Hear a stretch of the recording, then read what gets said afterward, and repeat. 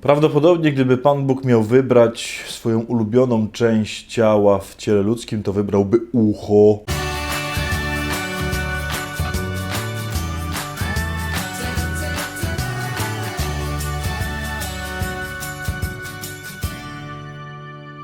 Dobry wieczór, szczęść Boże, dzień dobry. Witam serdecznie w kolejnym, czwartym już odcinku naszej nowej serii wieczornej z pytaniem do Podusi. Idźmy oczywiście od razu do rzeczy. Kochani, dzisiaj w Kościele Święto Apostołów i w związku z tym też taka Ewangelia, którą Kościół zawsze czyta w święto, czyli Ewangelia o wyborze 12 spośród tam szerokiej gamy swoich uczniów, których Pan Jezus miał.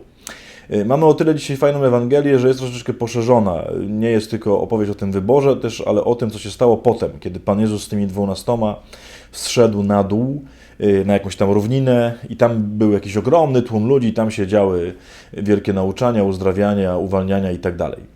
Na co chciałbym, żebyśmy zwrócili uwagę? Zanim to powiem, to może powiem o pewnej rzeczy. Zauważcie, że bardzo wielu z nas swoje doświadczenie wiary uzależnia od tego, czy doznajemy działania Pana Boga.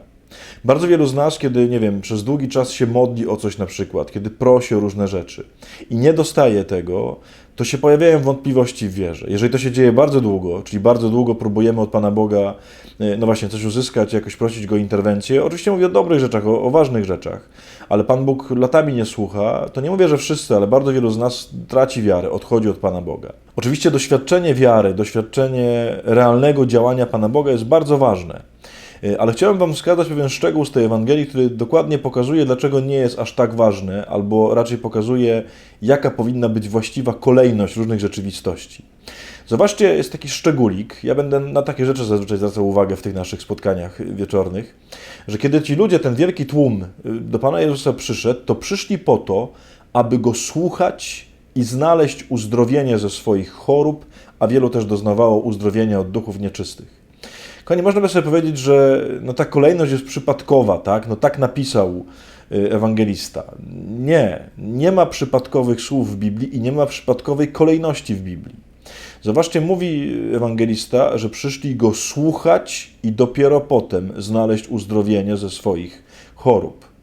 Otóż jeśli pierwszą rzeczą w Twoim byciu z Panem Bogiem jest doznawanie uzdrowienia ze swoich chorób, i mam to na myśli nie tylko oczywiście choroby ciała, tylko też wyzwalanie z grzechów, to żeby Pan Bóg działał, żeby Ci zabierał smutek, żeby Ci zabierał różne trudne sytuacje, czyli mówiąc tylko działanie. Jeżeli działanie jest tym, co jako pierwsze oczekujesz od Pana Boga, to według tej Ewangelii porządek został zaburzony. W tej Ewangelii porządek jest taki, że pierwsze jest słuchanie. Co to znaczy? To nie chodzi tylko o słuchanie w takim sensie, że mam słuchać słów, które Pan Bóg mówi, tylko słuchanie oznacza relację. Słuchanie oznacza, że mnie interesuje ten ktoś. Ja chcę się od niego czegoś dowiedzieć. Zauważcie, słuchanie jest nastawione na to, że ja z kimś jestem, a to działanie, którego chcę doznać, jest nastawione na mnie, bo ja chcę czegoś doznać.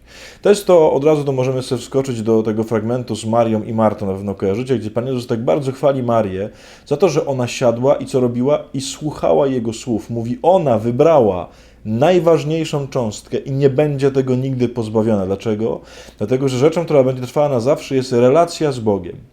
Kochani, chciałbym, żebyście mnie dobrze zrozumieli. Broń Boże, tak jak mówię, nie chodzi mi o to, żebyśmy nie chcieli doznawać realnego działania Pana Boga. Ja sam Go doznaję i sam Go też oczekuję, że Pan Bóg będzie działał w moim życiu. Ale pierwsze musi być słuchanie, czyli pierwsza musi być relacja. Pytanie do Podusi oczywiście na dzisiaj. Czy tak jest u Ciebie? Czy pierwszą rzeczą, która Cię interesuje w Panu Bogu, to jest On sam, bycie z Nim, słuchanie Go i zawieranie z Nim relacji? Czy też masz ciągłego focha, dlatego że nie działa tak, jak powinien, tak jak Ty chciałbyś, żeby On działał. Dlatego, że nie ma takich cudów, jakich Ty byś chciał, żeby te cuda były. I mówię, nie chodzi, broń Boże, o to, żeby ich nie było, ale one nie są. Pierwsze jest słuchanie.